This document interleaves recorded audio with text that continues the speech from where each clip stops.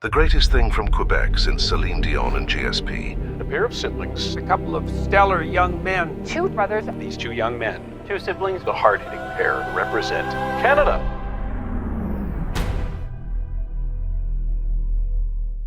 Welcome to Thinkin Bros. My name is Chris. I'm Alex.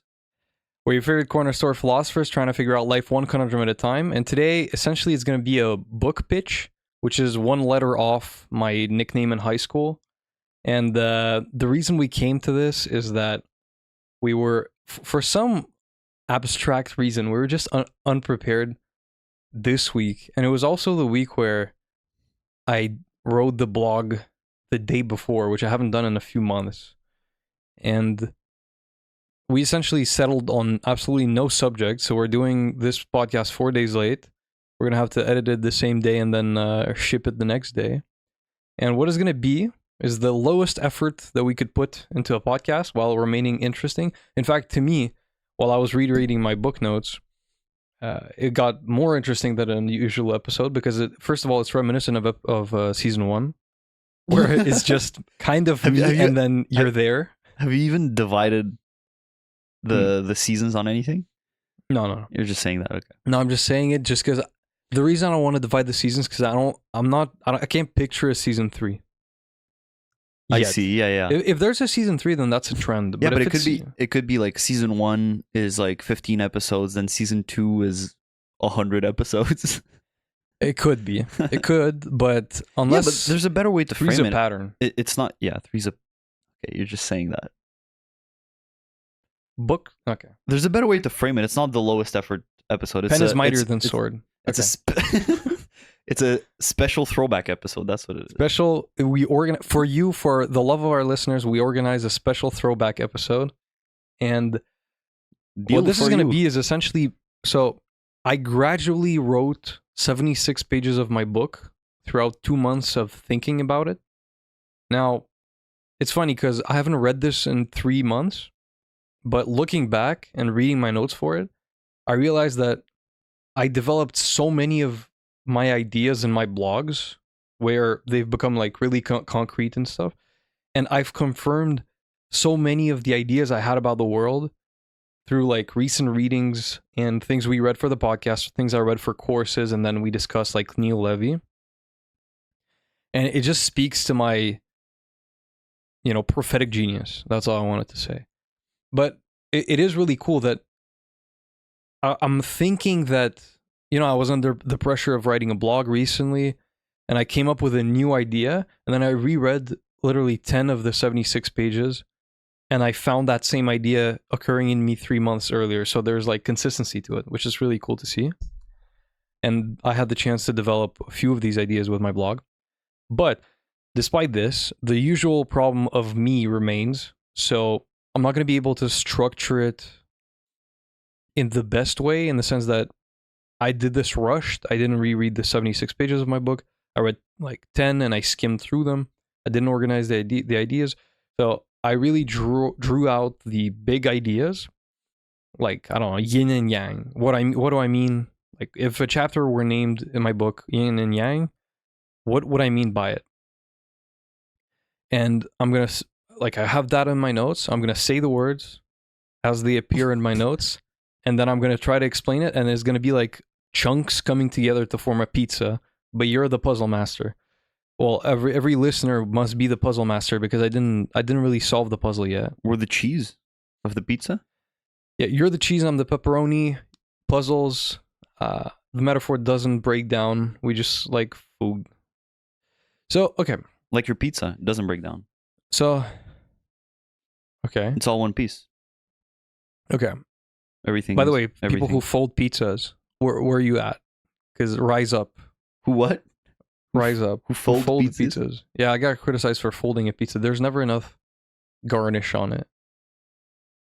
So you're just folding it like in the middle, making a fold and folding. Yeah, it becomes a sandwich with double the toppings, essentially. I don't think hate is warranted on that. It's not warranted, and it depends on the pizza. Because one of the, when you go to the expensive places and it's like a margarita, where it's just the sauce and like 2 pieces of cheese. Margarita pizza. Okay. No, I don't know exactly what you're talking about. Like you wouldn't get this in a cheap thing because cheap places are gonna stack it with oil and meat, right?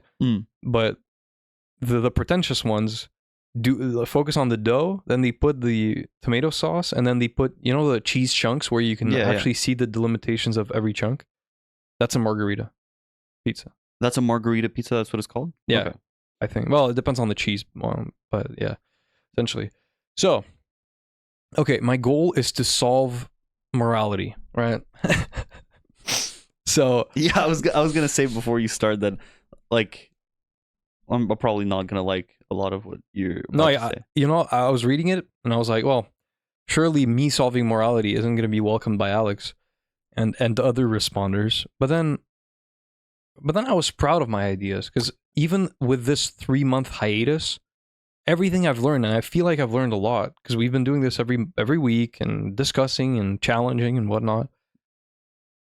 I've remained in my biases. It's like 10 months. Did you see that? It's like we're at 9 or 10 months now. Episode 42. So yeah, we'd need 56. So we're 3 months away. Yeah, we're around 9. Good.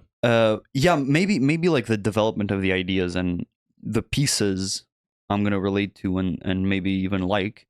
But isn't your book where you got the conclusion that you should rule an island and decide everything? No, it's not. No, that's a separate. Okay. It's like William James of free will and his personal belief and his scientific belief. I see. It's like I got my scientific belief, which is the book, and I got my free, little. But the wholesomeness is reversed. Yeah, well, yeah. That's just say a lot about me. It should say a lot about William James. So okay, the first question I'm gonna have to read some of this stuff because I haven't even reviewed my notes. But when I read them, I will elaborate. But some of it will be didactic, around a page of reading. So first question to ask: why to solve morality is why we are in a position to have to choose a morality, right? We are just animals. We have evolved. Well, a famous epistemologist calls us self-interpreting animals, right? Now, this is what I've recently come to understand. There's a quote by Neil Levy that that essentially describes the brain, for people who heard the last episode, as a series of modules that hold the same power on your decision making by not only making you feel stuff, for example, and feelings you would take into account while making a decision, but even modifying the weight of arguments when you're thinking you're using logic. We could be given the same logical arguments with a pros and cons list, and we might both objectively look at it and make a different subjective judgment. So these things affect our lives, right? But Neil Levy essentially argues that the brain is composed of only irrational mechanisms. There's no superiority of the consciousness. And obviously, that what he means becomes clearer when you're thinking about all the cognitive biases. But all the parts of the brain are irrational? Yeah, he literally says all. So it's hard to understand, and I guess you'd have to read the paper. And Yeah. I can't necessarily explain it, but I want to try to understand what he means.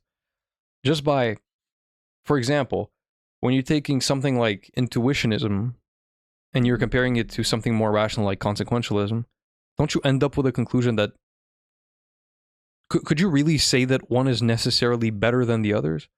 Because you could come up with an infinity of counterexamples using the internal logic of these systems to just shut it down. Yeah. In any case. Including the morality you're about to develop? No, well, it'll be hard. I'm telling you, because it takes a more difficult path than other moral systems. Now, so why is consciousness, rationality bad? I gave examples like false memory generation. So that's when, for example, in eyewitness testimonies, the way you manipulate a person throughout the sessions as an interrogator or a lawyer is that you ask leading questions with elements that didn't happen in the original story. And on the first day, the eyewitnesses aren't going to recall what you're feeding them. But as sessions continue, they get lost between what actually happened and what was told to them happened. And they generate like intricate false memories, mental representations of, how do you call them? Well, stories that never happened. And a good lawyer can manipulate that. And a famous example of this is some unethical studies in the 90s, as they did, or maybe earlier than that, where they contacted parents to send their children as a way to, I don't know, reconnect with their childhood. 2 traumatic events that happened to them and one that didn't, in a short letter, just to inform them of, we were reminded of this in your childhood, and here you go, here's some information. And then they did psychotherapy on these people, and in the beginning, the memories, even of the fake events, seemed fuzzy, but then as time advanced and as sessions went, they formed clearer and clearer representations of what actually happened. Mm-hmm. And there's this whole video. Did you see this video? Mm-hmm.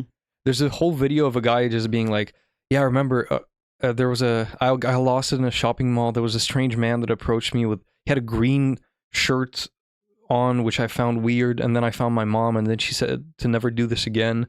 And like he was saying it eyes closed, right?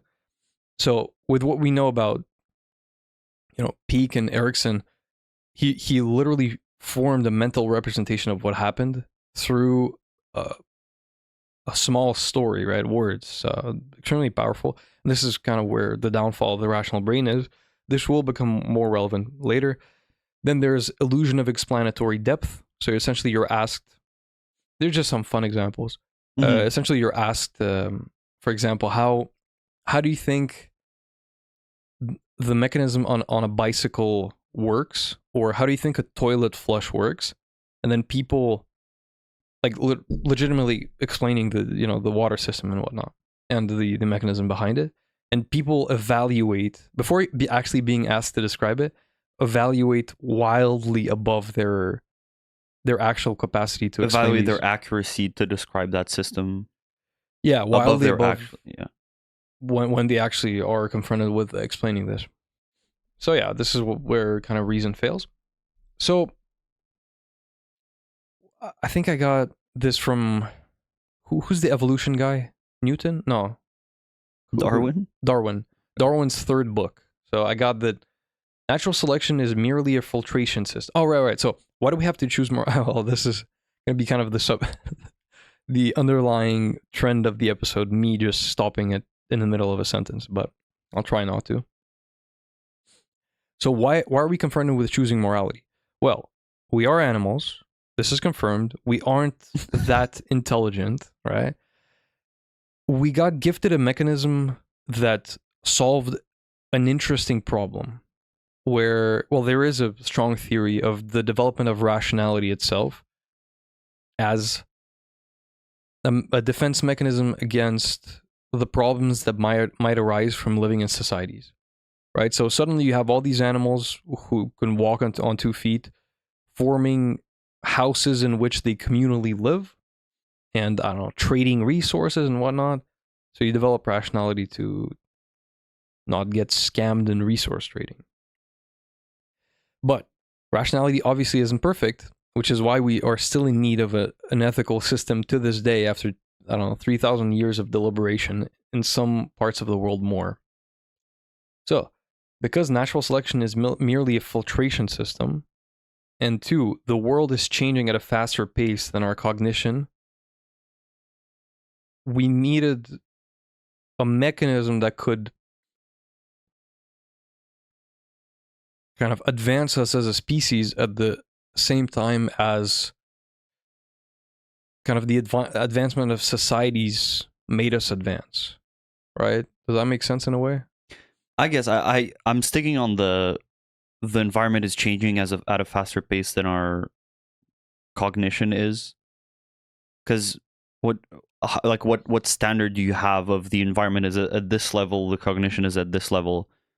Well, like we just are how we are in the environment that we're in, and well, no, just think about processed sugar, right? This is why I'm saying we have a rational mechanism that can take us back, think about Yeah, but evolutionary biology, okay. and be like, okay, the reason I'm craving this so much and it can become an addiction is because 10,000 years ago, this piece of cake represented literal salvation from the unforgiving world of the jungle where I have to fight for my food.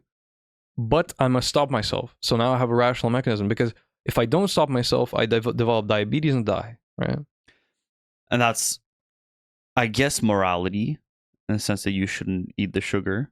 But I just think that Well, I mean, I'm not even there yet. you're not talking about. I'm just saying, like, okay, why do we even need to develop more? Okay, yeah, that was the initial question.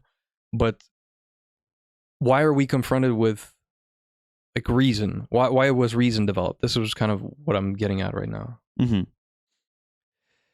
And another module that was developed is emotion. And this is going to be the confrontation of these two, emotion and reason, is going to be the subject of my book. Now, emotion and reason, for me, it got mapped onto the quote by Alan Watts, which is, well, from the On Being God podcast episode, which is, if you understand the yin and the yang of the universe, you don't need to understand anything else. And for me, the yin and the yang of the universe, well, is omnipresent, obviously. That's nothing new. I'm guessing Buddhism has solved that for us. But the way I see it mainly in my book is that there is reason versus emotion, and there's men versus women. And by versus, I do mean working in unison to ensure the continuation of our species. I just said versus. So the reason to answer the initial question, right? The reason we need a morality is that, in theory, if kind of the state of the world remain constant and our advancement remain constant, which is something you have to kind of imagine. It must be a thought experiment, because it doesn't really make sense. And natural selection, we're given an infinitude of time. Infinitude? We'll take it. Then we would develop a perfect intuition. Because intuition is what we mainly base ourselves on to make moral judgments, right? But it is imperfect because there is an inconsistency between the time in which we live and the time in which our rationality was developed. And rationality has remained constant throughout all this time. Or like our conscious mechanisms in the last 10,000 years, for example. Right? Okay, I was gonna add, like, so rationality for you was developed, as the brain developed. Yeah. As the brain developed. Okay. Well, it's the prefrontal cortex, essentially, with the growth of it, I'd say. I guess, but like our intuition. So what's the link between intuition and rationality? Well, so rationality is the module, the extra module that we got gifted to be able to adapt at our time. It's to our time. Mm-hmm. So it's the only rational way. Well, it's the only rational way. It's the only way we could have not kind of seen our downfall, I feel like, as the fastest evolving species. Yeah. What's the link between rationality and intuition? Well, I mean, they're opposites in that sense right now. Okay. Wait. They're the yin and the yang. Okay. For now. How did you bring that up though in the first place? 'Cause I feel like I had a point somewhere. Yeah. Okay. So the reason squirrels don't need rationality is because their intuition is perfect in a natural way, right? It's, as a Buddhist quote says, okay, the clouds in the sky and the patterns on leaves do not make an aesthetic error, right? So nature is perfect. You can't attribute immorality to a squirrel or a dog. And they only act on intuition. But we have developed a mechanism that can make judgments about those intuitions, right? Self-interpreting animals. So it's mainly about the social environment, because what has not changed for the squirrel is the social environment. Like squirrels now live in the city with concrete and with buildings. Yeah, exactly. Okay, yeah, that's a good point. So social environment. Yeah, the interactions with others, which is obviously must be a central point in the book, because morality is interpersonal.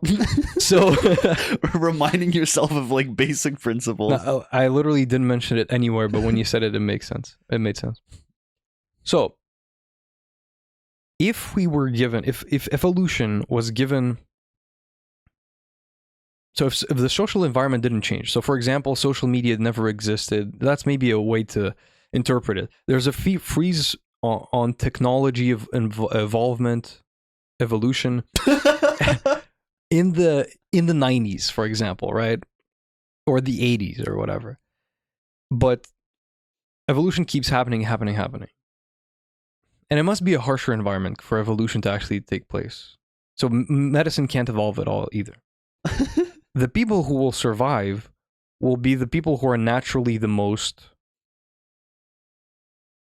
pro-social, in the sense that it takes others to survive. For example, I don't remember where I gave this example, but just by if you want a house, unless you're a house builder, you must employ a house builder. Yeah, like buy that house from someone, so you already need other people. That means that in a harsher environment than ours, interdependence on other people is essential. And therefore, if evolution were given an infinity of time, or infinitude, depending on preference, and we evolvemented.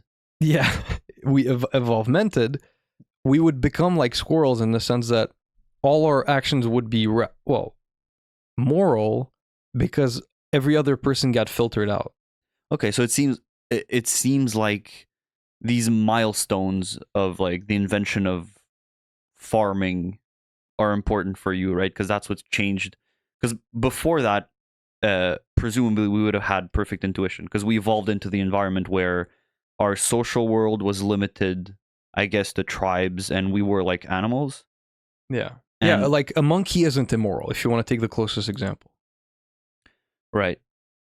Even if it steals bananas, it's not immoral. Okay? That's just an assertion you're making, though. Well, but no one could plausibly judge it to be immoral because it doesn't have a reason. It can't be malicious in a sense. Well, some people would disagree. Yeah, depends on the face, right? But, some people would disagree. Okay, but if you understand that thought experiment of taking evolution, letting evolution run its course, and one of the examples could be indeed if medicine didn't evolve and we couldn't just inject, what's the thing for diabetes? Insulin, right? If we couldn't inject insulin, then the people who make the wrong judgments, the non-time appropriate judgments about sugar, and don't use their rationality reasonably, would be evolved out. And therefore, the people who made time appropriate judgments about food would remain if evolution were given enough time and the environment were actually as harsh. So my question is, my theory is, how do we take this evolution and what's the in laboratory, like not fake, but and artificially let it run its course using the only tool that would permit it, reason. Right? So how do you simulate this end goal of evolution where intuition itself has been sharpened and has filtered out all asocial behavior or immoral through reason? Okay? You're asking how would we do that? Or are you saying the way we would do that is with rationality? Well, yes, but that's the conclusion. That's kind of where I'm getting with it. Yeah. But I'm just saying, the reason I pause is just to know, are we on the same page for now? I guess, but evolution is not rational, though. Exactly. It's a filtration system. But in the end, it would never be perfect, and that's fine. But it would be just as, well, in the sense that, what are bad things? In what sense would it not be perfect, and what is perfect? Well, okay. It wouldn't be perfect from the rational standpoint in the sense that men don't need nipples, right? So there will be imperfections, but at the very least in this case, harmless imperfections, right? So you can think of the human body as a metaphor for that morality, right? There could be harmless imperfections, but so much would be right that a competing consequentialist theory would just crumble in the face of it. Okay. And this is what kind of repeated filtration through millions of years, for example, Or could through do your to brain, something. is what you're saying? Or through my brain. Yes. Yeah. Yeah. Riddled as it is with biases. We'll see. Yeah, perhaps some abnormalities would be inevitable, but rigorous filtration would certainly change the balance of reason and intuition. Right. And that's kind of, if I'm seeing the battle of within philosophy between reason and intuition, that's kind of how it is framed, right? It's, I present a theory that is expressed with words and goes through a certain internal logic, reason, and you have to contrast it with your intuitions and see if you can accept it or not. And if you actually go further and actually understand the human mind, what is happening is that a person starts off with intuitions, and then they're like, how do I create rational excuses to support those intuitions? That's how I created my theory. That's how probably Peter Singer is just a good guy and needed to explain it to the world why he should be. Then, of course, I think you might say take some turns in your theory where to maintain the internal logic, you have to accept some things that you didn't necessarily Start out with. sentimentally endorse. Okay. But that's still not, it's not a counterexample to what I'm saying. Mm-hmm. Right? Yeah. So, okay, I'm going to read this. I don't know if this is where we are, but the second point leads us to something specific. The only way to reconcile the ancient world's imprints upon our minds, this is how I write, by the way, is to ask why and see if it has withstood this test of time. As the thought experiment states, if all factors leading up to the intuition remain the same, intuition must therefore be the best judge in decision making. Right? So if all the... Right, okay. A big thing I didn't say is that we developed intuition, which is our precious module for making these moral judgments, at a certain time. And because that time was before rationality, it's expected that enough... And because we also hold so much importance to it, the thinking is that there's enough evolution that happened to that point and enough consistency in the environment for those years, right? Way before 10,000 years ago, that intuition was actually this sharpened pencil that I'm speaking of making back in the day, right? So did you understand for now, right? Yeah. Just like metaphorically, it's the turning point where right before we started to be humans, when we were animals. Exactly. And this is, well, I have the eating something rotten example with blue cheese. You'll understand what this means when I'll explain with my better example. And it's the sunscreen, right? So, for example, 10,000 years ago, it wouldn't make sense to need protection from the sun, right? And weren't we all in Africa? Or Yeah. When is that? Well, yeah, Yeah. sure, whatever. We're probably a million years off. It doesn't really matter, right? Honestly, it doesn't Right, matter. yeah. It doesn't matter. You're But- just saying years. Yeah, I don't know, though. but the problem is that today, if you took this perspective, we can't fully go back to intuition, right? We can't fully go back to intuition because the environment has changed. This is the big argument for morality, and this is a big argument for physical factors, like the sugar example and the sunscreen example. So the sunscreen is that if you wanted to be this evolutionary biologist thinking person, you would say, why do people put sunscreen on? They were in Africa. We were all in Africa walking outside naked 24 hours a day, right? Well, why would that be a problem? But then you must adapt to the current environment and think about the ozone layers and how the sun rays aren't filtered properly. And now you need, as the most adaptive, most sharpened human, that sunscreen to actually survive Okay. optimally and not get skin cancer, right? Okay. So I hope every example of non-morality that I'm making, you're seeing the parallel with morality. Is that some things that you might think you have this intuition, this feeling that, whoops, that's right.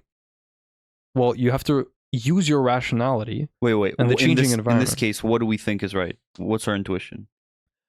Not putting on sunscreen? Yeah. In a way, yeah. Well, obviously, if you were socialized, you would be like, of course I have to put sunscreen.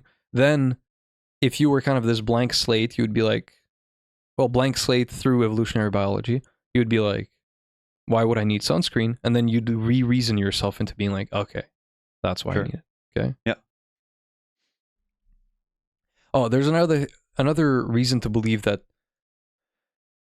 nature is perfect, and we could have been part of that perfection, right? And it's called optimal foraging theory. Have you heard about it? OFT. So it's essentially a statistical way to evaluate how efficiently an animal is walking from bush to bush. And it's so think about these two factors, right? What is the time? What is the cost in time to walk from one bush to another? And what is the finding rate of, let's say, berries within the bush that you're exploring? And essentially, people who study animal behavior have determined that if you run a statistical model that evaluates how you would perfectly navigate the environment, That's how animals do it. that's exactly how animals do it. So, for example, if finishing 80% of the berries on a bush is optimal.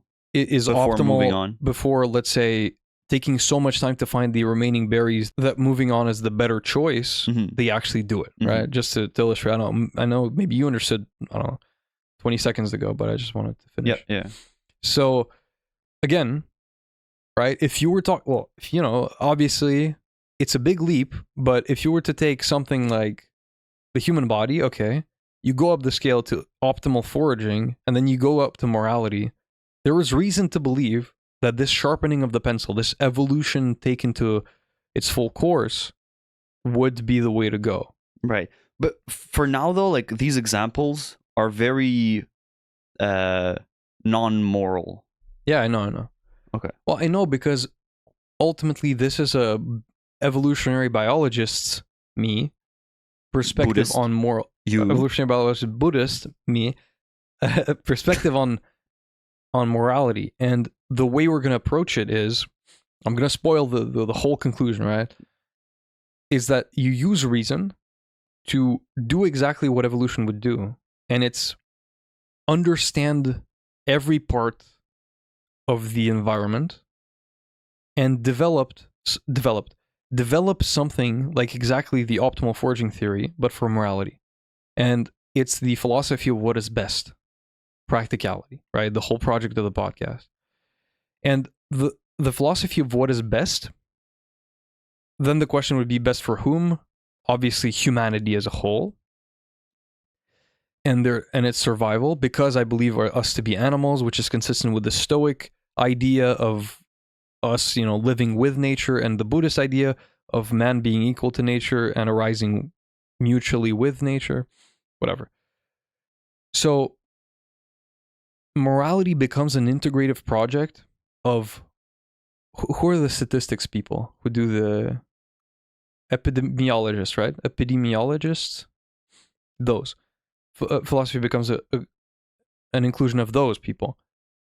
Evolutionary biologists, psychologists, understanding how the human psyche is affected by society. Statisticians, historians, you understand? It becomes an integrative project of being like, okay, what is the world right now? Like, we have an intuition. It was developed 10,000 years ago. It's not even it's not even close to it's not even close to the world right now. We have social media, right? How does that affect morality? Then you need people who actually understand what social media is, the interaction, psychologists, blah, blah, blah, right? I think probably we're going to go point by point, but with the conclusion you just spoiled, my two main problems are one, like you said it in the definition, that we need to know everything about how everything works, which is too much. Like, we can't know that much. But once it becomes this integrative project, at least we're making way to it. And if you love my theory, and you put this my conclusion as the ideal, you can agree that we can at least advance significantly toward it once it becomes this integrative project. So let's say I write a book, it revolutionizes the way everyone thinks about morality, and everyone accepts it, and people join this project, and all these arguments start happening of like, okay, what would be the optimal moral choice in view of this newly found statistic, for example? Because who would put statistics in morality? Not many people would put right? But in my project, it makes sense now to integrate everyone's opinion. I think like other moral theories, you hit the wall of Over complexity. Psychology. Basically, the psychologists are not far enough progress in their field to like help you at all. That's fine. I mean, that's fine. And my second problem is that most of the time intuition is right. But once again, I think intuition, I mean, as you were saying earlier, you were saying the intuition is not to put on sunscreen. And I understand the way in which you mean that. Yeah. But my intuition is to put on sunscreen. You see, it gets muddled and we don't know what intuition is anymore. Yeah, I still applied my theory to a majority of cases, a majority of thought experiments I could come up with, and I'm pretty satisfied with its results. So let's follow through. What's the thing I wanted to say? So the next point is kind of a big one, and it's about happiness being the goal of life. I've talked about this in the Phil episode.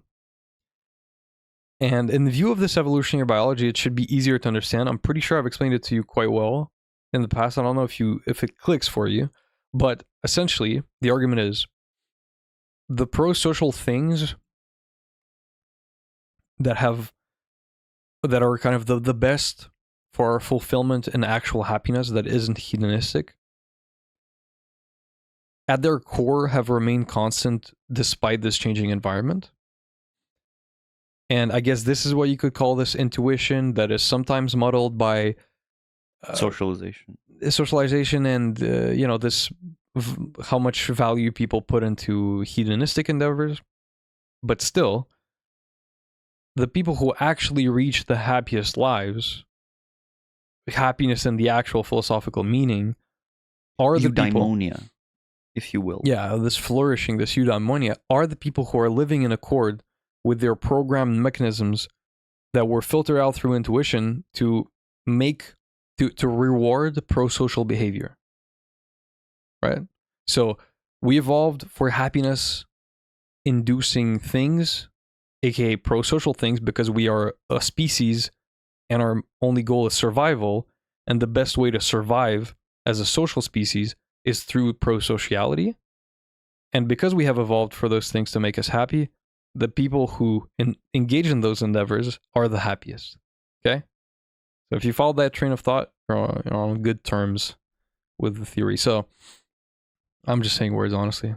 I'm pretty fried from just me speaking for 40 minutes. But, okay. If we are to solve morality, something has to become universal. Emotion can't become universal because there are so many differences between it. So it must be rationality. Right? Rationality must be the universal part if we are to make something. But there are different types of rationality, internal logic to a system. So the one we have to choose is the one based on evolutionary biology, right? The reason that, I guess one way I describe it, one metaphor is, if evolution was a rational mechanism, which we can, if you accept my kind of way of getting to this perfection, the sharpened pencil, evolution has to be this rational mechanism because we're to become it, right? We're to become rational? The sharpened pencil? No, the first thing you said. But all I'm saying is, if you were to understand the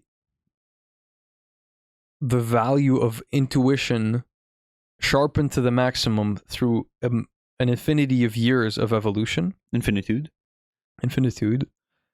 then we would have to take this, what evolution does, understand its internal consistency and extend the results to right now and do it in a second instead of an infinitude of time, right?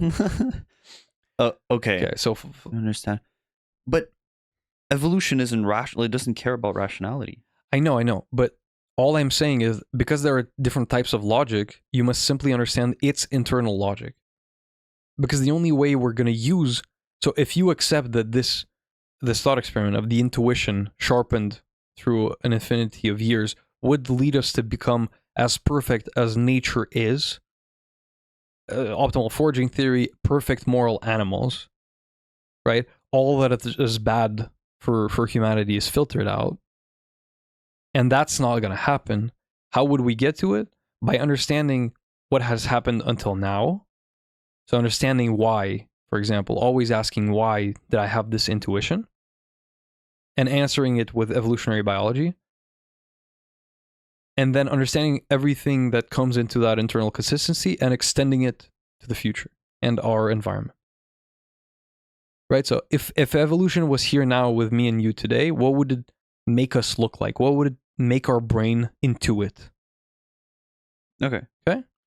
So, the philosophy of what is best, but for whom? Humanity. What is humanity? Just another species. What must take over? Survival, always. So, here's an example where I think reason wins, right? So, the fat man and the footbridge example. So, it's a variation of the trolley example where you have to push a fat man off a footbridge. Footbridge? Is that a thing? It feels right. Feels but wrong. It feels wrong, but it feels always right. It feels right in the sense that I remember it being that, but Yeah. it for sure feels wrong. Yeah. I guess In the sense that that's not a thing. exactly. And let's say there are 5 people tied to The reason why train you should tracks. push, or maybe shouldn't, the reason why you have the dilemma of pushing or not the fat man on the trails is because pushing him and putting him on the rails would stop a trolley. that is about to run into 5 people. So consequentialism obviously says, well, consequentialism which I kind of relate to rationality, right? Okay. If you were to name any theory that, and Kant is kind of into it, well, whatever. A lot of people say that they wouldn't push the fat man, right? But I think here in the survival of a species, the rational choice would come in and overrule the decision of intuition. And the reason it would do that is that obviously 5 people, the value of 5 people is greater than 1. But the reason I think people intuit that they shouldn't do this is because something this direct as an act of murder, right, would be very, well, interpreted to be very asocial. And if, obviously social judgment is important for survival. So I think there are competing intuitions. I think this is displayed in an undergrad class where you ask the question. And an undergrad class where you ask the question is actually a pretty good representation of intuition because there's not much rationality going on. So if 50% of people are raising their hand to one side and 50 to the other, then at least the 2 mechanisms that I said are competing. Now, I think emotion wins in the following example, and it's where you kind of have a variation of the trolley problem, but on one track there's a family member, and on the other track there are 10 people, right? And the intuition would be, well, you killed the 10 people. Now, I think that can be reconciled with a rationality. It's a pretty, transactional way of viewing people, but I classify people I know into percentiles of people quality, right? So for example, if you are in the 99th percentile of people quality, I would be ready to sacrifice 99 people on the First percentile? no, I don't think that's how it works. Higher percentiles are better. It's got like a normal distribution. You would sacrifice 99 people on the first percentile for a person on the 99th percentile? I guess that's how it works, right? But like statistic, okay, but you understand right? So if you're the 99.99 percentile, a lot of people would have to die for me to switch the train tracks, right? Sure. And I think this is where you can reconcile the intuition with reason, is because those people, you don't know them.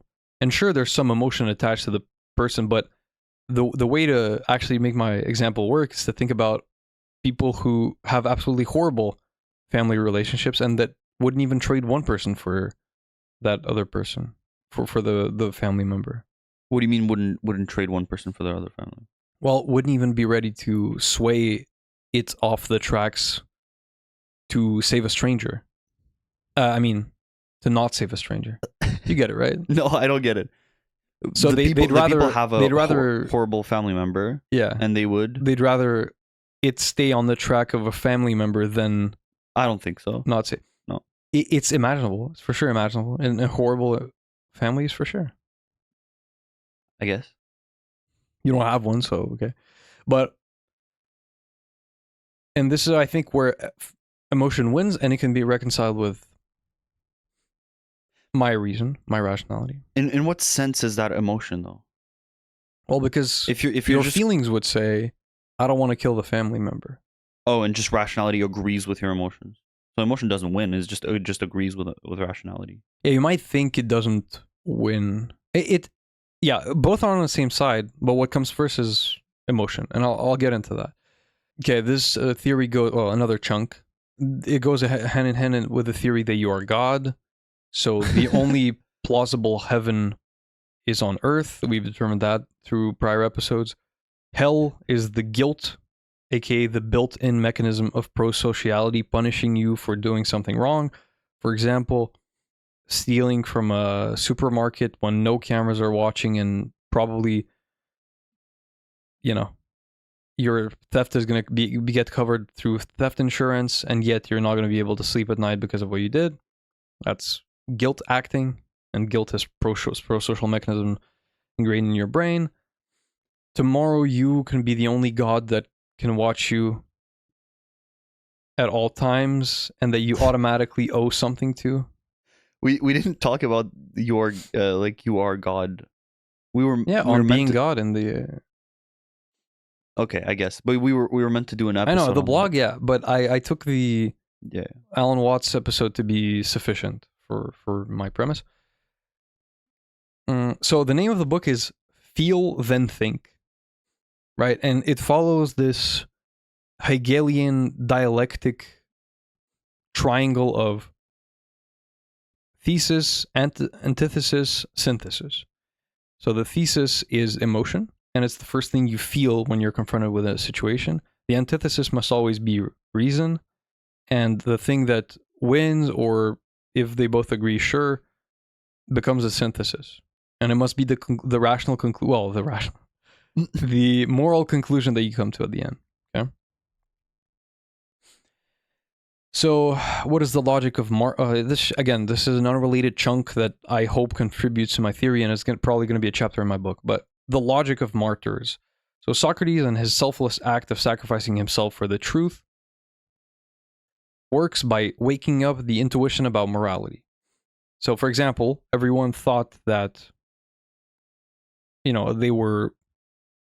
didn't enjoy Socrates just walking around and shutting down every sophist and corrupting the youth and just being more smart than them, essentially, and proving to them that they didn't know much about what they pretended to know about. And the logic of his act of accepting his death when he was sentenced to it, despite him being in the right, is that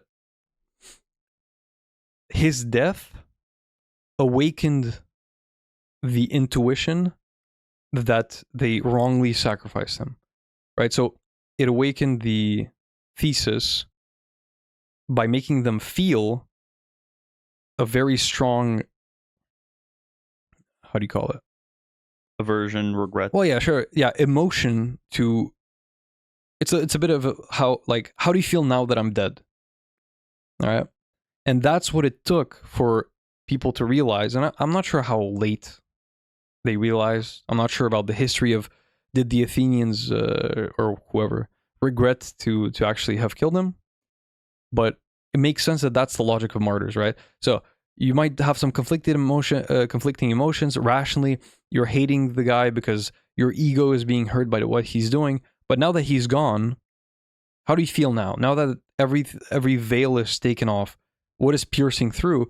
And if you feel a regret for the death, then the strength of the thesis becomes much more important, and you actually come to the rational conclusion that, oh, whoops, But obviously, if a martyr did what they did, and everyone still feels the same afterward, well, then maybe they were never in the right.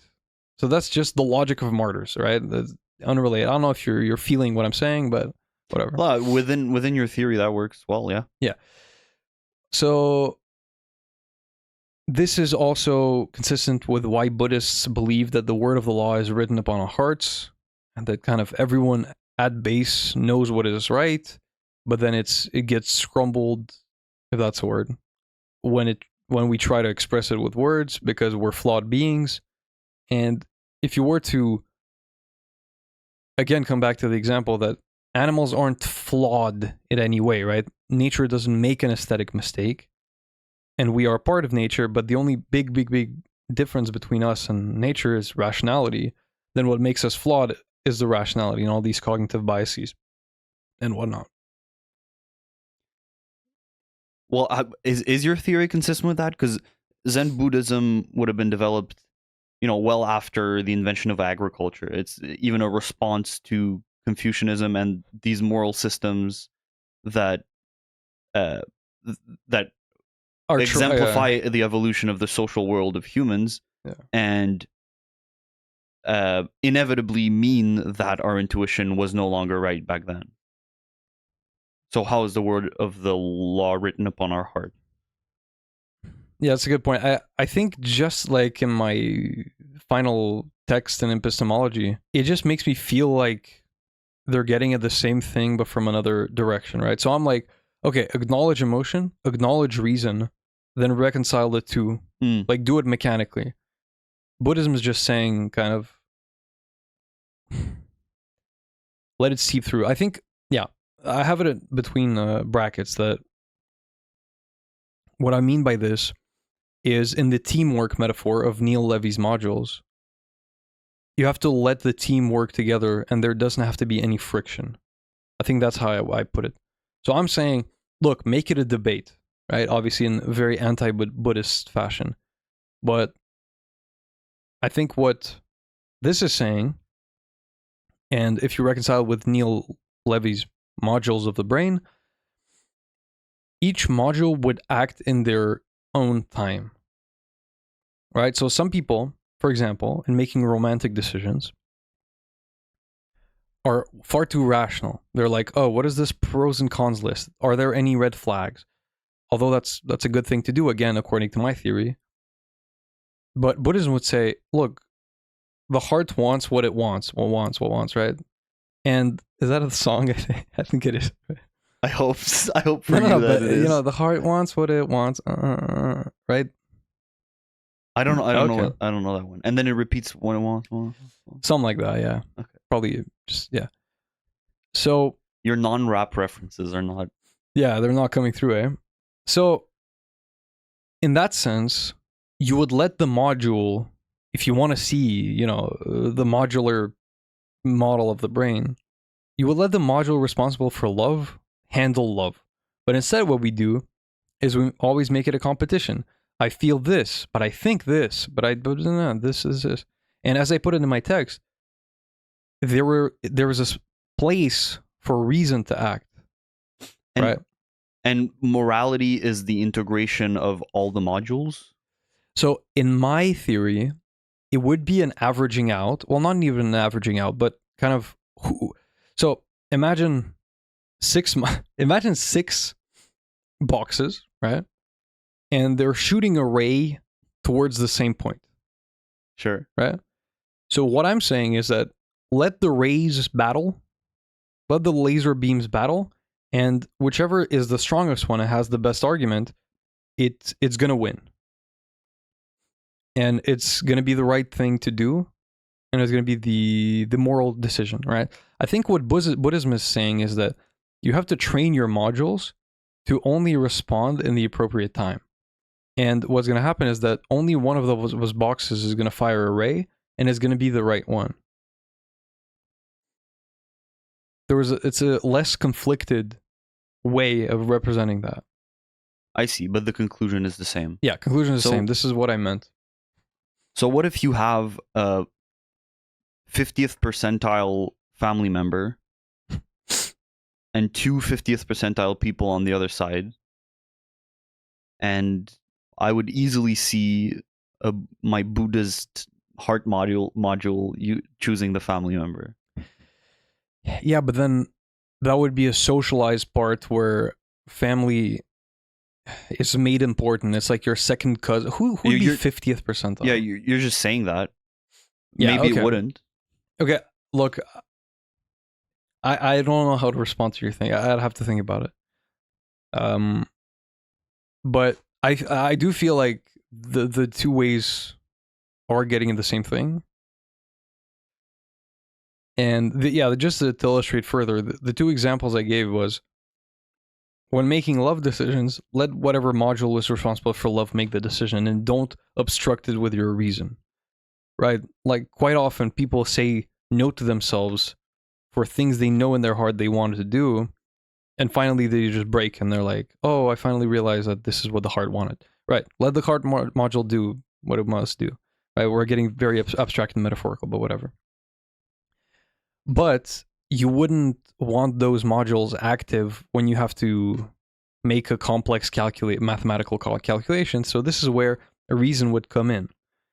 And this is where more time appropriate, a reason was developed later, and the necessity for making these complex calculations what was developed later. So you would let the module that was developed later for that specific purpose. Right? So it's a very pacifist theory. Okay. Fyodor Dostoevsky's quotes, the greatest psychologist ever, for those who didn't know. If you I didn't found know, these now you know. quotes just sprinkled within my book, and it just goes so well with what I want to say. And if there are no inconsistencies with Dostoevsky, I feel fairly good about my theory. Okay. My throat is so dry, but let's go.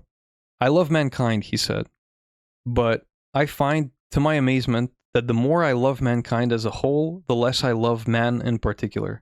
And Brothers Karamazov.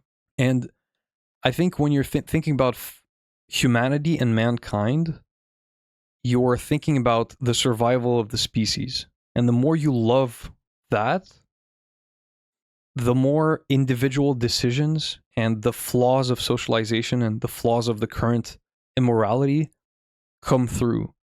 How people, for example, say some people are hyper rational and some people are hyper emotional. And both of those things are despised within this framework because neither of them is adaptive, right? You take hyper rationality, right? Hyper manliness is what I would call it within my framework. And you get stuff like Zeno, right? Zeno's paradox, where the arrow only covers half the distance between itself and the target in half the time and then never gets to the target. And you're like, oh my God, I'm freaking out. What's going on right here? But then the woman or emotion or intuition would come through and would say, yeah, but the arrow's going to hit the target, so what does it matter? How is it a paradox, right? And on the other side, hyper emotionality, you can come up with examples yourself. So, another quote from Notes from Underground. You see, gentlemen, reason is an excellent thing. There's no disputing that. But reason is nothing but reason and satisfies only the rational side of man's nature, while will is a manifestation of the whole life. That is, of the whole human life, including reason and all its impulses. And all the impulses, my bad. So see how that's literally what Neil Levy is saying? It's like reason is one compartment, but your decision-making, your will, is an integration of all the compartments, the whole of life. Yeah. Incredible. So, in raising an optimal child, I have the knee scraping example. So, that's not Dostoevsky anymore. Unfortunately. Okay. Less poetic, but still as relevant. So, if you were to imagine that a child scraping their knee would happen at a normal distribution of gravity. Okay? So, in the middle. For the same child. Yeah, for the same child. So within knee scraping accidents, it would be a normal distribution of gravity, okay, For those who aren't mathematically inclined, go look up all of the words I said. So Write exactly what he said on the internet and you'll for sure not find it. yeah. So for example, within one normal distribution of the mean, it wouldn't be of a significant enough gravity to actually necessitate Medical care. Yeah, medical care and whatnot. The extreme examples on the right would be him breaking his leg, and the extreme examples on the left wouldn't even necessitate, I don't know, disinfection. They just fall and not even scrape any, whatever. If you, again, very categorical, within the framework, you have to see what I'm saying, right? If the perfect man, for example, again, we're going to realize that this is not a perfect man, but whatever. If the perfect man answers to his child falling, get up and stop crying all the time, right? Which is the manly response, the kind of yin side of it. And a woman goes and cares for the child, right? Responds to the emotional needs, goes and hugs it. What's the other thing? Caresses it. And kind of feels empathetic. Again, empathy versus cold, hard reason. There is, if you divide the normal distribution in two, probably everything to the right of that normal distribution, the woman would be more in the right. Right? You need to care for the child. You need to, help them with whatever. And whatever's on the left, the manly response would be more right. Right? In reality, of course, within that one standard deviation of the mean, both would be kind of appropriate responses. And it would really depend, but obviously the values would assign anyway. So, and this is why the two parents are made to be to make the perfect child, right? Because some situations call for a more adaptive reaction, and that reaction would be to go to the hospital with the child or give it more attention because it actually hurts. And the other appropriate response is, because this is a good, rule of life, is get up and brush it off. You're an evolutionary biologist, Buddhist, Christian preacher. Exactly. That's why the family is perfect to be made together. No, but it to is, make right? the child. No, but obviously, evolutionarily, there's no question that this is exactly the beauty of it. Because if you leave it only with the manly response, again, we're taking it to the extreme, then sometimes the child's just going to break the leg, and the dad's going to be like, okay, get up, go, go, go. And it's not going to be the appropriate response.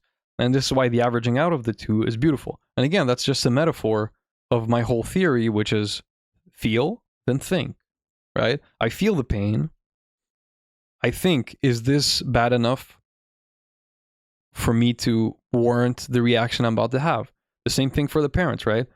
You feel the emotion from the child hurting their knee, then think about the appropriate response. This would be the perfect reaction to any situation.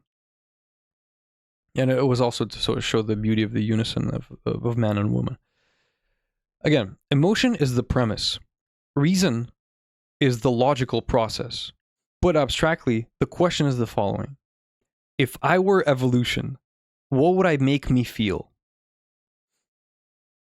If we didn't even need rationality, what would I feel in the context of the environment now? But obviously, to answer this question, we're going to need rationality. So it has to be the filter. It has to be the filter of emotion. Again, if I were to actually qualify what a virtuous man under my theory would be, and a virtuous woman, it's a person who has an appropriate balance of yin and yang, so emotion and reason. And appropriate, of course, means for the man, for example, just throwing out around numbers, is 80% reason and 20% emotion, and the inverse for the woman.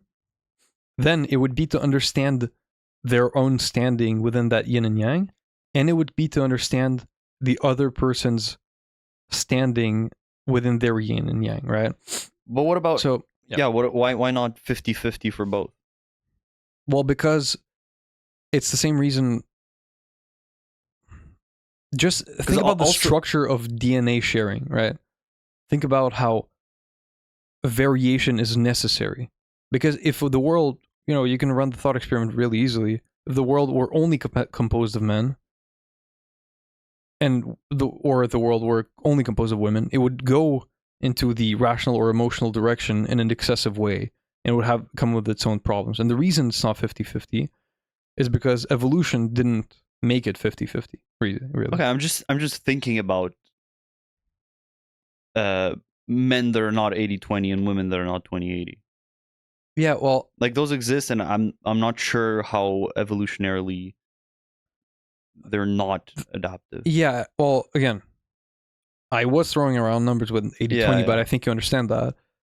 But also, maybe there's some individual variability, but all it is being in accord with your own nature. It's not trying to be the thing that you weren't meant to be. So obviously, if you were born with the genetics of being 70-30, that's how you should be. There is some individual variability, but the beauty of that variability is what makes evolution, right? Is that if everyone was 80-20,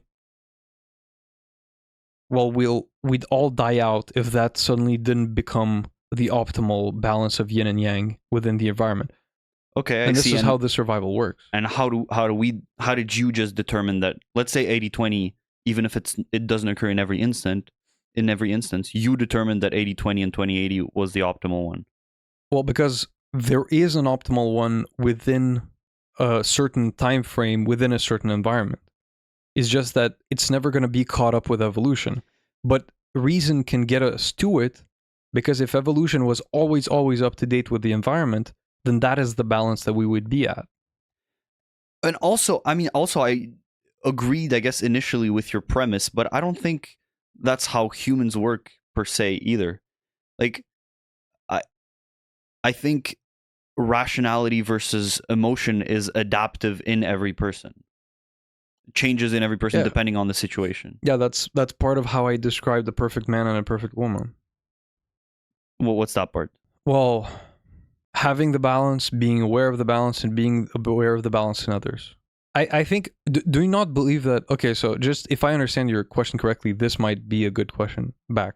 Do you not think that the perfect woman should respond differently from the perfect man in the same situation? I don't have like a woman archetype, I guess. I don't know. I just think that, like, how do you treat, let's say you're 90 rationality, 10 emotion. Let's just say. Let's say you're 97 rationality, 3 emotion, and I'm like, I don't know, 70, 60 rationality and the other emotion. Okay, you said 70-60. All good. That was a dash between them. Right. And 30-40, 60-70 rationality and 30-40 emotion.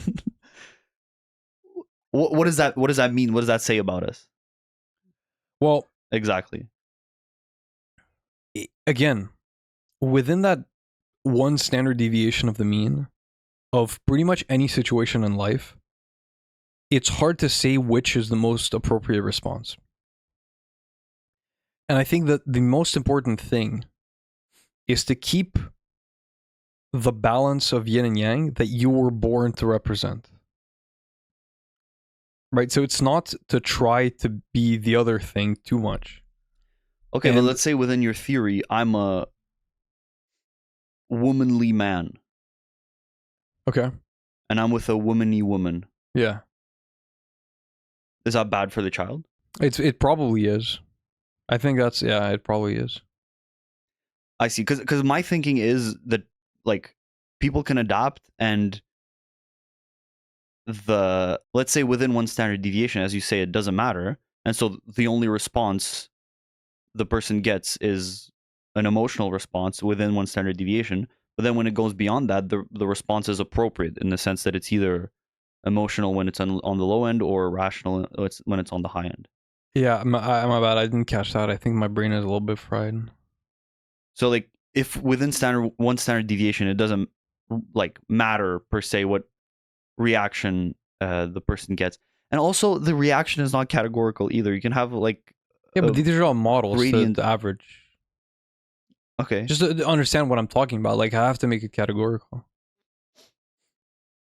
Okay, but within one standard deviation, you get one sort of response, and which is fine because it's within one standard deviation, and any response is fine, presumably. Yeah, but if the response was always the same, right? So the woman always comforts, Okay. then comforting when it's not a painful situation at all would be maladaptive for the child, because he would feel as though every time something very, very minor happens to him in the world, he must receive this attention Okay, from but others. I think that's And the if- point where you can't make it categorical.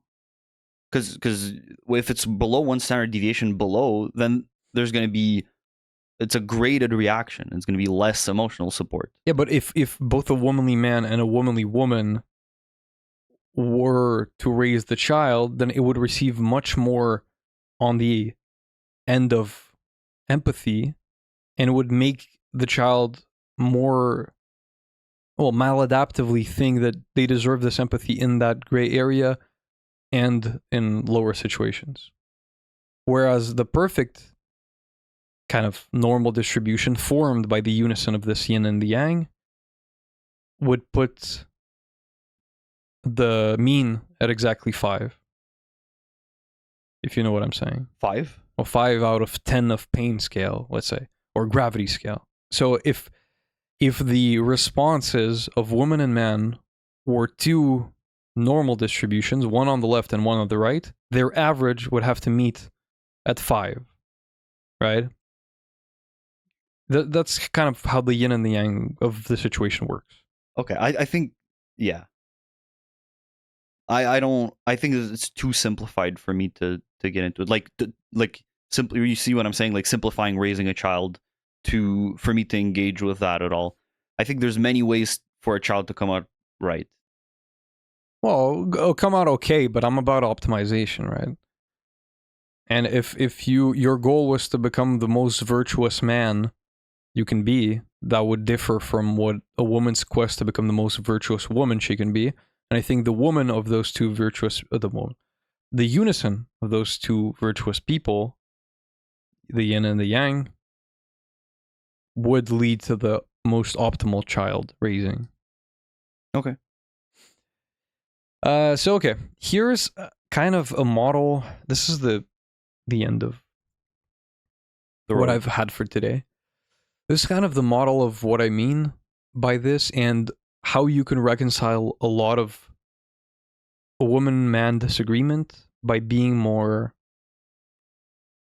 well, by just taking my theory into account. Actually, one of the things I discovered by my theory is that while thinking about how to become the most virtuous man and the most virtuous woman, I also kind of discovered the best way, the biggest misunderstanding between men and women, the best way to handle not confrontation but fights in couples and whatnot. So again, I'll recall that the emotion is the premise and reason is the logical process. Okay, so let's explore the virtue of man and woman. Well, imagine a situation where a woman is scared of a spider and a man has to kind of react to that. So the woman screams, okay, and now the man is confronted with something. So what is a bad man? A bad man is a person who doesn't share the feeling of being scared of spiders, so he'll use his reason and say, that's just a spider. Why are you scared of it, right? A good man is a man who acknowledges the yin and the yang of the woman and understands that emotion is a premise. And the premise should be that my woman is scared, therefore I must react, and would take care of the spider, understanding, shifting the mind frame that the emotion in the woman's mind, the emotion of being scared of the spider, wins over the rationality in her mind of the spider not being able to actually hurt her. Right? This is part of it. And then, I guess I had good woman and bad woman here, but a good woman would also understand that within the mind of the man, the rationality wins, and actually saying that the spider can't harm her is the resolution of the situation. of course, this is a good woman reacting to a bad man.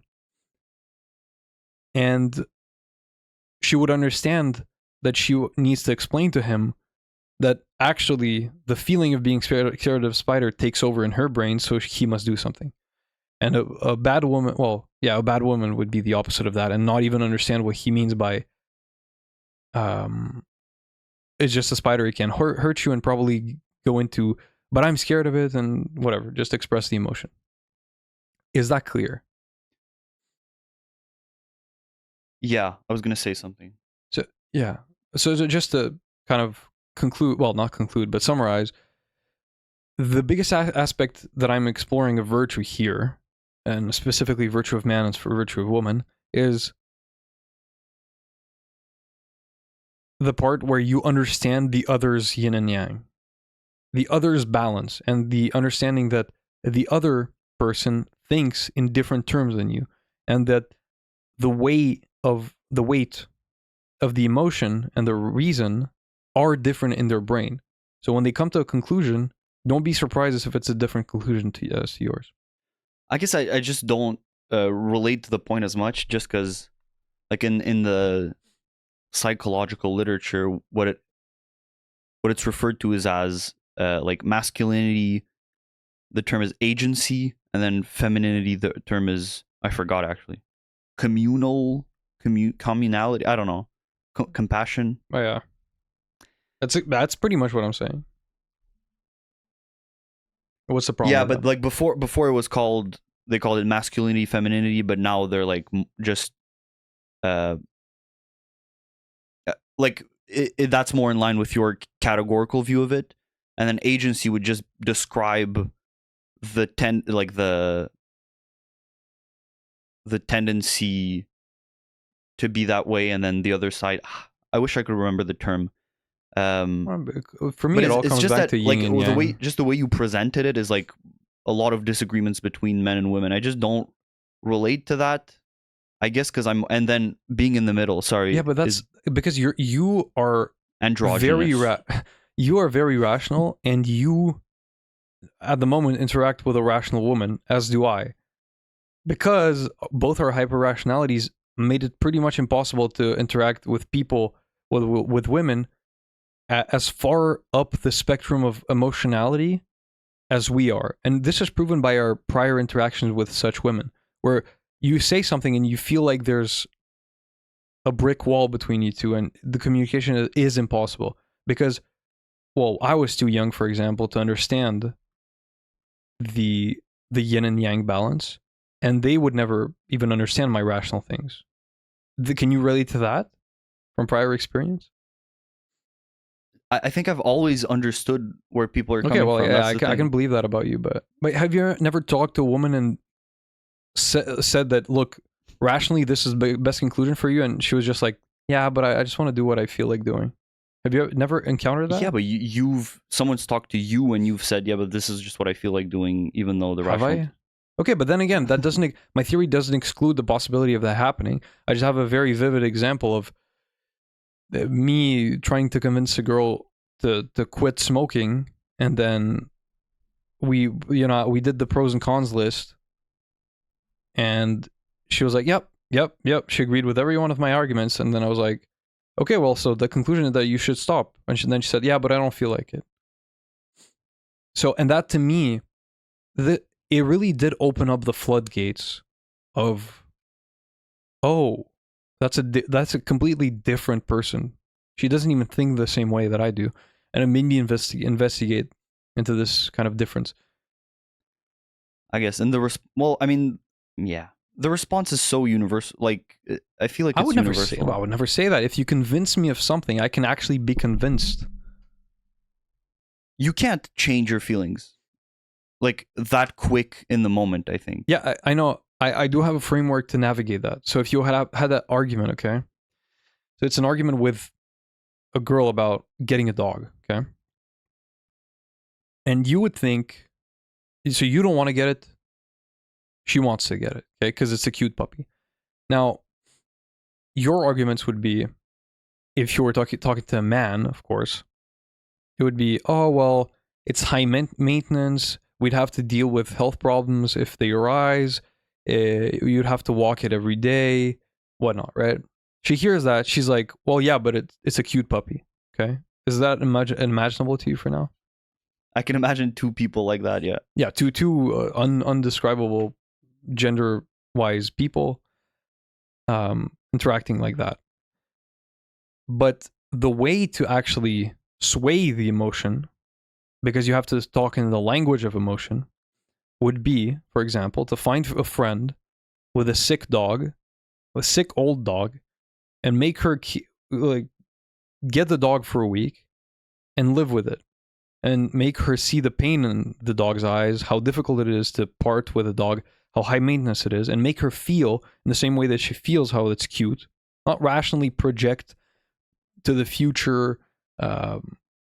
Again, these are stereotypical representations of man logic and woman logic, but still, I hope you perceive the wisdom in what I'm saying. So, and you would make her feel, now associate the dog to that bad emotion.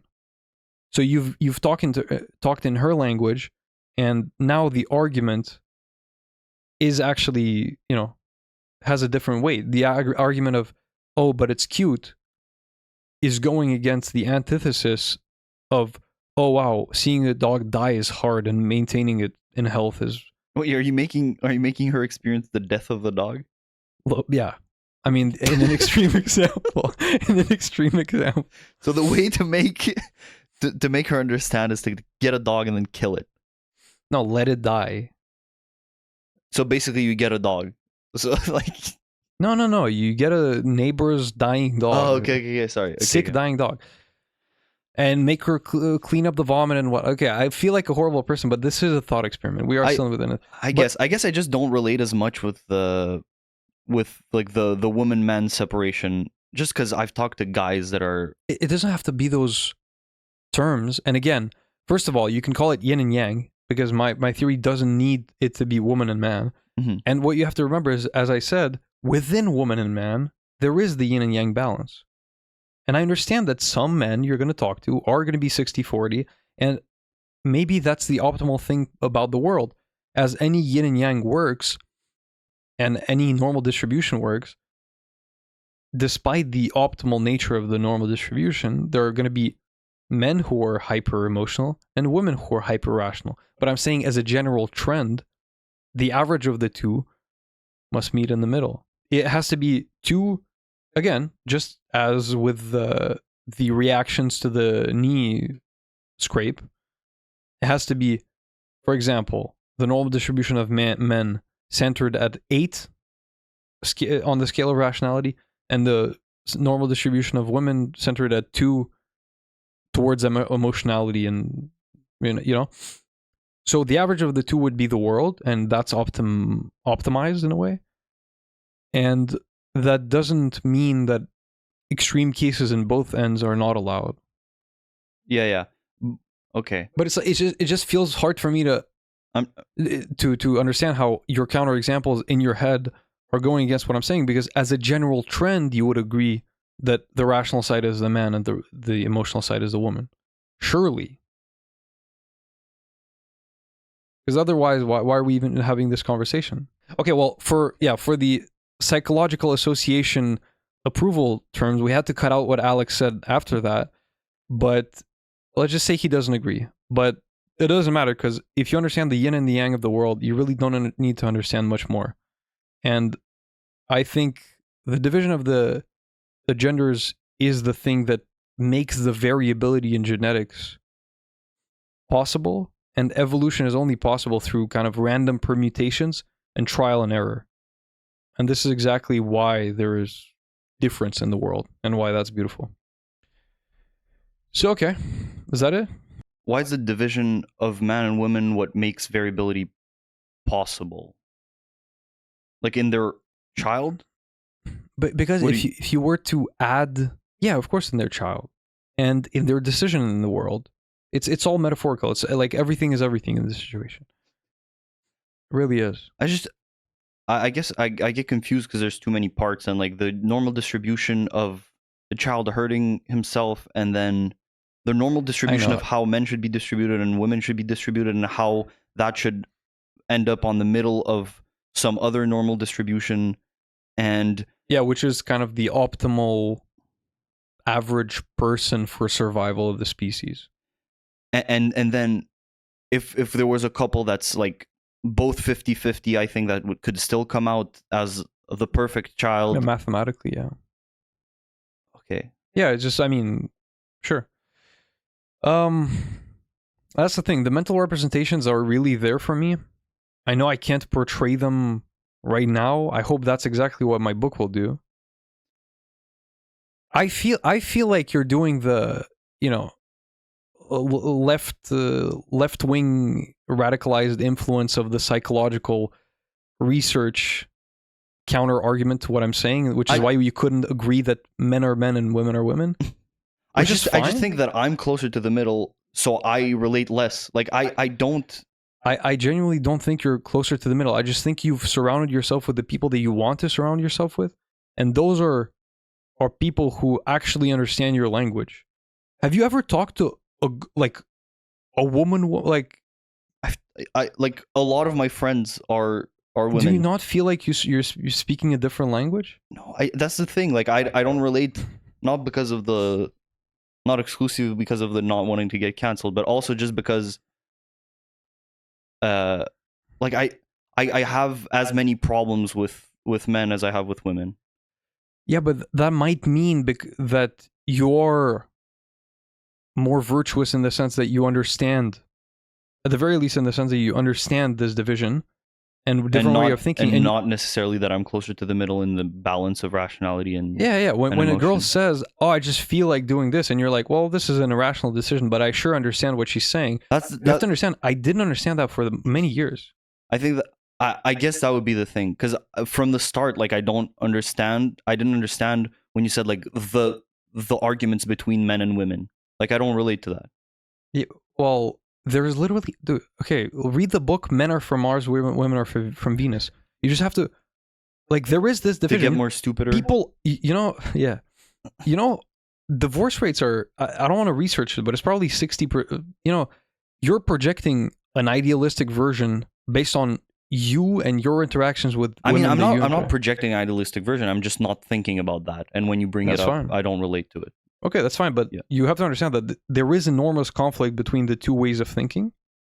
And what I'm saying is that the most virtuous person will understand the yin and yang of the world and be able to reconcile them in a way. This is what my theory is. Okay. And the problems are much more salient than what our ordinary lives, where we've chosen the people who actually speak our language and have to only interact with them, indicate. Why have we chosen the people that we interact with as rational and other people because I think we're don't? Philosophical, and therefore we perceive intuitively the value of someone seeing the other side, seeing our side and how our internal logic is fundamentally different to theirs. Where they can say the phrase, "I would never do this, but I understand why this makes sense for you." And I'm sure that the majority of people hit a brick wall before saying that sentence and don't have any theory of mind. And they're like, "Oh, well, I wouldn't do this, so this is wrong." And that's just how the world works.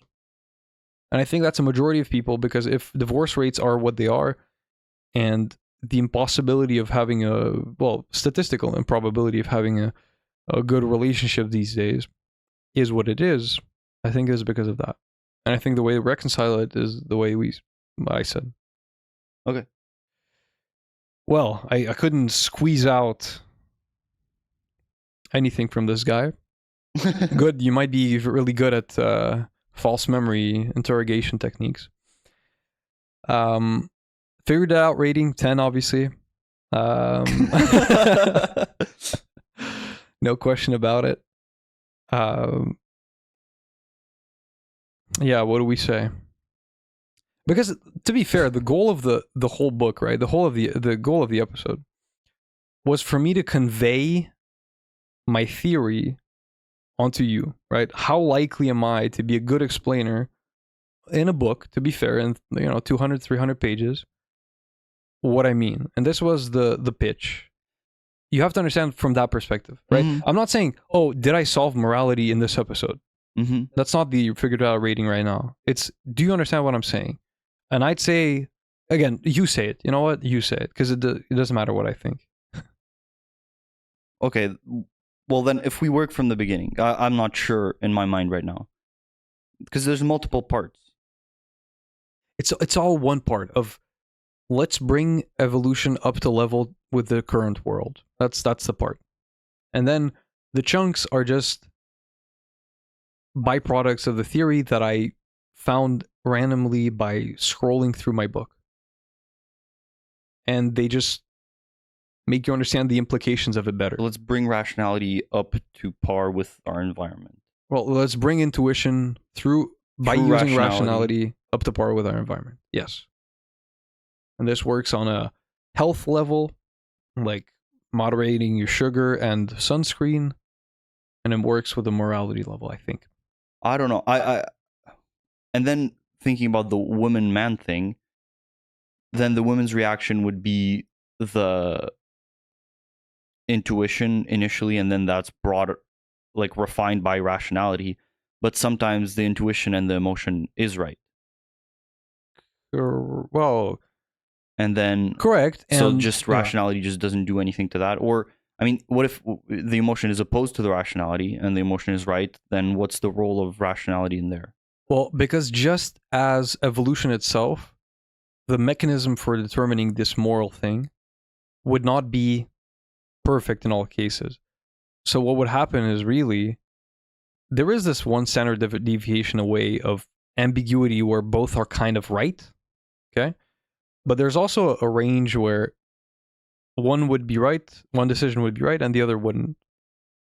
And the reason why, if men become perfect men and women become perfect women, I guess there could be an argument between the two where it follows the model itself of the moral consideration, and both come to an agreement that they couldn't come to before by understanding the other's perspective.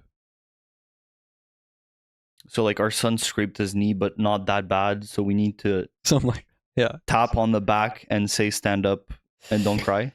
something like that. That's the synthesis of the thesis and the antithesis. And also, I guess even if you take one, for example, perfect man alone, this is actually a big problem, is that I guess if the balance of the yin and the yang is offset and he acts alone in isolation, maybe sometimes, well, he would definitely make the wrong decision sometimes because he's swayed from on one side.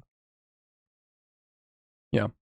That's just something I have to live with, because just as evolution, the model can't be perfect. It can't. I don't know. Maybe, like, it's It has to be filtered. idealistic or something, or I just don't like the categoricality of the system. I just see, like, if I'm raising my child alone and I'm a man and I'm more rational, I can see myself making the right decisions and being more emotional when it's needed, and I can see a woman being more rational when it's needed. I mean, but why then do people who grow up without a dad, although their mom is a good person, always crave a dad in their life and then have daddy issues and whatnot? Not all of them do, and I guess we're just talking about, like, this could happen and this could happen and this could happen. Yeah, we are Guess speaking out of our mouths at the moment, but With our vocal cords. yeah. Well, it's it's a tough thing. So I just want a rating from you, man. My throat is so dry.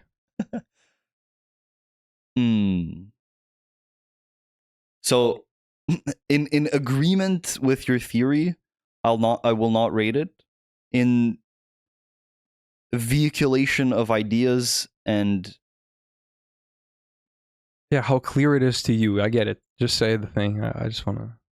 okay, 8. Let's Okay, wet let's up your say, okay, throat. great. Yeah. Okay, so thanks a lot for listening. We've been the Thinkin Bros, and next week Get we me will out. actually read something. Perhaps. It's been a pleasure. Go to thinkinbros.com for more information on my blog, please. And contact us at thinkinbros@gmail.com if you want to ask questions. I've been Chris. See ya.